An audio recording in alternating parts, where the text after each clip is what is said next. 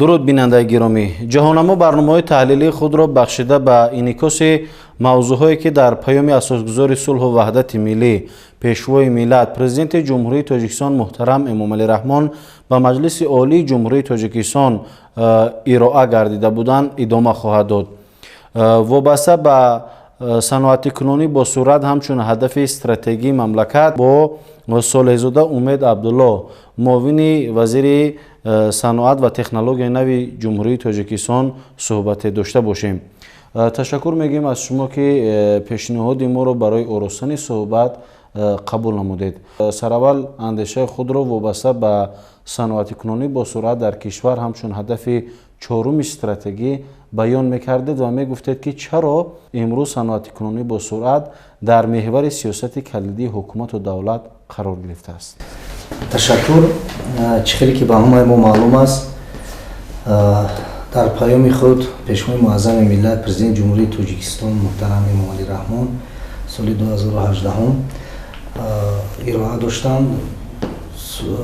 صنعت کنونی با سرعت کشور رو اعلان نمودند و در این راستا وزارت صنعت و تکنولوژی نو جمهوری تاجیکستان این سپارش رو سرمشق کاری خود گرفته. این هدف چهارم ملی کشور ما رو همچون یک سمت اساسی، سمت کلیدی فعالیت روزمره خود اساس میگیرد. در این اساس از طرف وزارت صنعت تکنولوژی جمهوری تاجیکستان برنامه صنعت کنونی با سرعت جمهوری تاجیکستان برای سالهای 2020-2025 تهیه گردید و با قرار حکومت جمهوری تاجیکستان تصدیق گردید. در اساس برنامه صنعت کنونی با سرعت کشور یک قطار برنامه‌های ساهمی نیز تهیه گردیدند. از آن جمله برنامه رشد متالورژی رنگ و سیاه، برنامه رشد ساحه صنعت سبک، رشد صنعت خوراک‌گوری و ماشین‌سازی تهیه گشته با قرار حکومت جمهوری تاجیکستان تصدیق گردیدند و در اساس این برنامه‌ها زیاد نمودن کارخانه‌های صنعتی، استحصال نمودن محصولات‌های رقابت‌پذیر، دیورسیفیکاسیای محصولات وطنی، صادرات محصولات وطنی که در اساس اشیای خام وطنی کارکرد نهایی می‌گردند، یکی از وظیفه‌های اولین درجه وزارت به حساب می‌رود. خب اینجا که شما از قبول و تطبیق گردی برنامه‌های ساحوی ابراز نظر کردید، بگویید که در زمینه عمل شوی همین برنامه‌های مذکور در رشد ساحه چه دیگرگونی‌ها با وجود آمدند؟ وقتی تهیه نمودن خود برنامه‌های ساحوی از طرف ریاست‌های ساحه وزارت صنعت تکنولوژی جمهوری تاجیکستان با اساس آن گرفته شده بود که کارخانه‌های نوی که کارخانه‌های نوی صنعتی تشکیل کرده شوند که محصولات آنها اساساً از خارج کشور وارد می‌گشتند و خود پتانسیل داخلی خود کارمندان، اشیای خام داخلی، دیگر آن امتیازهایی که از طرف حکومت جمهوری تاجیکستان برای بنیاد نمودن این کارخانه‌های صنعتی پیش بینی کرده شده بود به نظر گرفته شده بودند و حالا خوشبختانه ما با باوری کامل گفته میتوانیم که در یک مدت کوتاه محصولات‌های زیادی که سالهای پیش از خارج جمهوری به کشور ما وارد می‌گردیدند، اکثر این محصولات‌ها الکی در خود کارخانه‌های عظیمی که علل خصوص با اشتراک پیشوای معظم ملت پرزیدنت جمهوری تاجیکستان محترم امامعلی رحمان فعالیت خود را آغاز نموده بودند و استحصال آنها شروع نمودند و خوشبختانه محصولات‌های نیز هستند که به خارج کشور، محصولات وطنی نیز هستند که به خارج کشور حاضر صادرات کرده، در حال حاضر صادرات کرده شده ایستادند و به این بسیار مثال‌های زیادی را آوردن نیز ممکن است، همچون در ساحه خوراک‌گوری، هم در ساحه ماشین‌سازی و دیگر ساحه‌های صنعت‌هایی که در ساحه صنعت دیده می‌شود. خب شما بگویید که در زمینه اعلان کردن صنعت کنونی با سرعت همچون هدف چهارم ملی سالهای اخیر چقدر کارخانه‌های خرد و بزرگ صنعتی در کشور تولید یافتند و از این کارخانه‌های تولید یافته چقدر اونها موسمی هستند و صفت محصولات استحصال نموده اونها تا کجا رقابت پذیر و بازار امروزی بگیم جهانی است؟ агар мо худи соли 2021ро 11 моҳи соли 2021ро агар мо ба назар гирем 256 корхонаву коргоҳҳо аз ҷумла 67 корхона дар самти саноати хӯрокворӣ, 66 корхона дар самти саноати сохтмон, 73 корхона дар саноати сабук,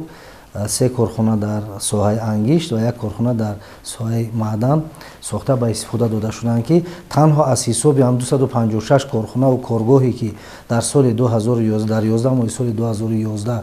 ба фаъолият шурӯъ намуданд наздики 380 миллион сомонӣ маҳсулот истеҳсол карда шуд ва дар ин ду соли охир мо дида метавонем ки маҳсулотҳое низ истеҳсол шуданд ки самти давлатҳое ҳастанд ки ба онҳо пеш маҳсулоти мо содирот карда намешуд. Аз ҷумла ин мо мисол оварда метавонем дар самти коркарди меваву сабзавот, яъне ки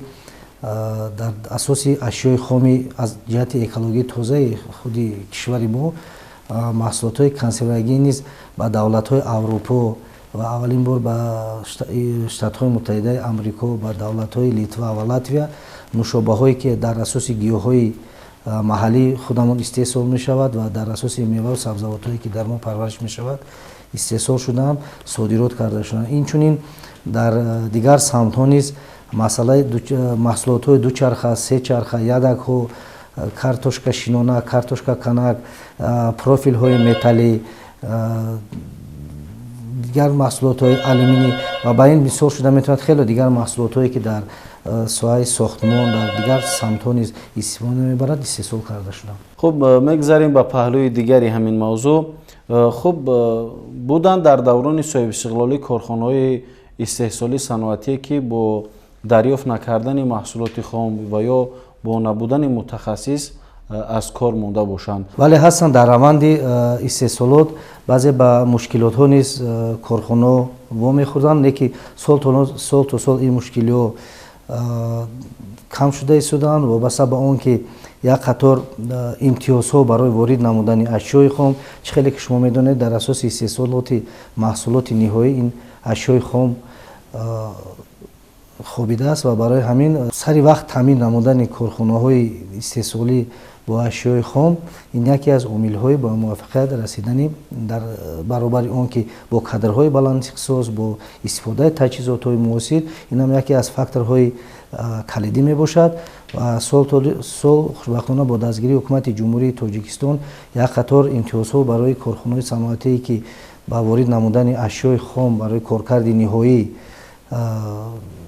машғул мебошанд дида истодааст ва мо инро дар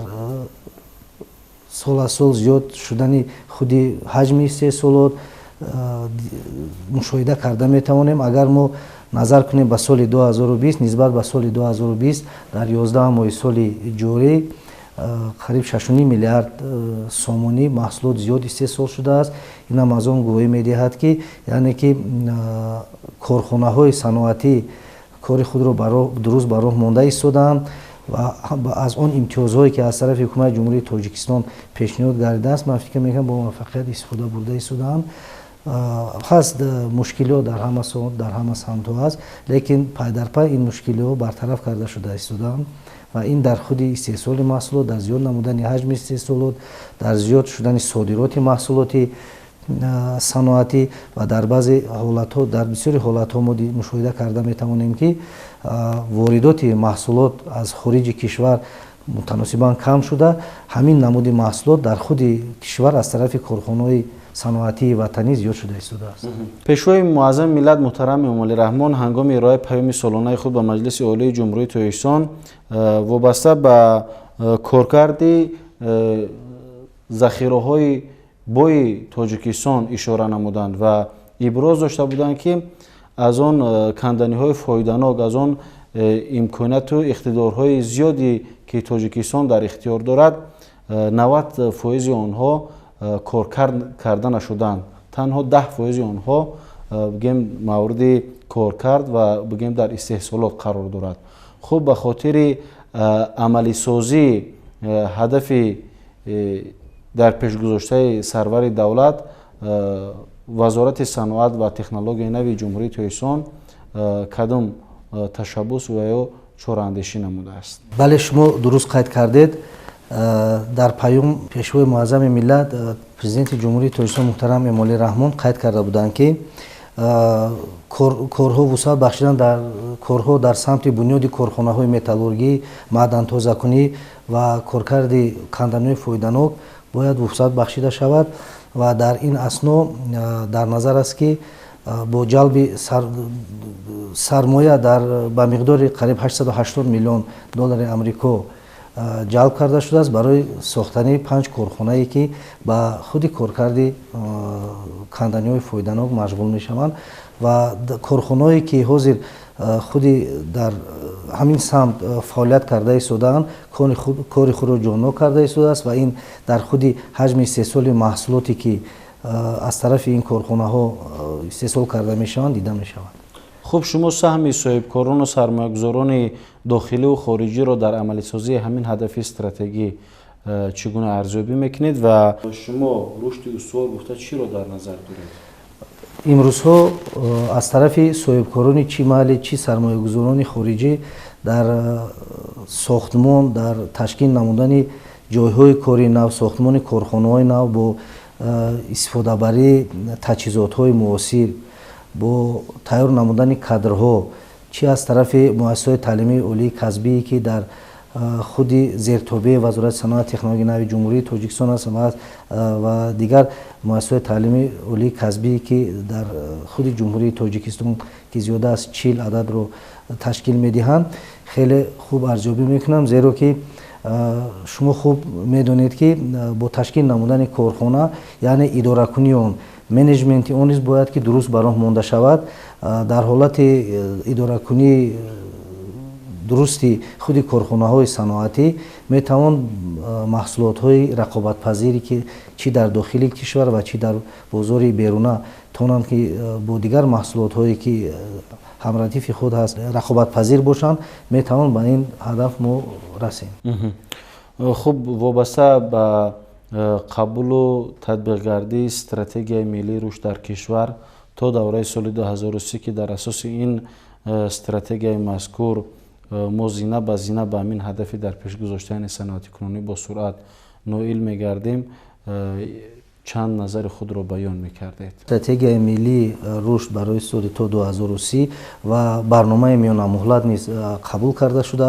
шудааст ва дар асоси ин стратегия барномаҳо низ қабул гардида истодаанд. дар ҳоли ҳозир саҳми корхонаҳои саноатӣ дар маҷмӯи маҳсулоти дохила 17-18% ташкил медиҳанд ва мувофиқи стратегияи рушд он бояд ба 22% расонида шавад ва аз тарафи вазорати саноати технологияи нави ҷумҳурии тоҷикистон вобаста ба иҷрои он пуришҳо ва он ҳадафҳое ки дар худи стратегияи миллии рушд дар назар аст, корҳои зиёде ба анҷом расида истодааст. яъне ки мо кӯшиш карда истодаем ки корхонаҳо таҷҳизотҳои ҳозирзамонеро ба корхонаҳо ворид намоянд ки барои коркарди босамари ашёи хом, барои истеҳсоли маҳсулотҳое ки ҳам аз ҷиҳати банду баст, ҳам аз ҷиҳати сифат, ҳам аз ҷиҳати намуди зоҳирӣ тавонанд ки муаррифгари худи маҳсулоти ватанӣ бошанд ва дар ин самт ман фикр мекунам ки худи соҳибкорон низ худи корхонаҳои саноатӣ ки дар он зиёда аз 70,000 нафар аҳолии ҷумҳурии тоҷикистон фаъолият намуда истодаанд, саҳми босазои худро мегузоранд. барои